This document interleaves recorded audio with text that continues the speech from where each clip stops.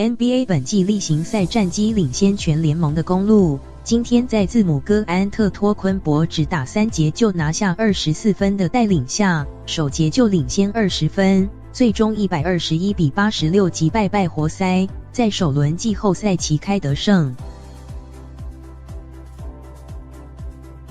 美国职篮 NBA 东区头号种子密尔瓦基公鹿，首节投篮命中率高达52%，安特托昆博、Giannis Antetokounmpo、罗培兹、Brook Lopez 分别攻下11分、10分，以38-18领先东区第8种子底特律活塞达20分。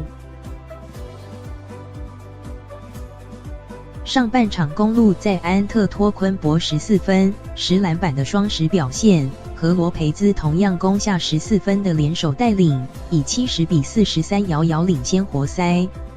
下半场公鹿持续狂奔，第3节曾领先活塞达40分，让比赛提早进入垃圾时间，公鹿一度领先超过40分。阵中的安特托昆博在第4节甚至完全没有上场，但公鹿最终仍轻松以121-86击败少了个里分的活塞。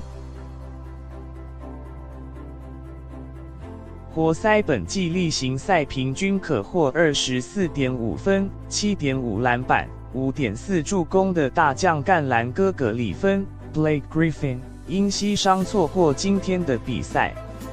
这场比赛公鹿包含先发5人在内，共7人得分达2位数，头号大将安特托昆博只打3节，23分钟拿下全场最多24分、17篮板。替补的希尔 George Hill 攻下全队次高16分。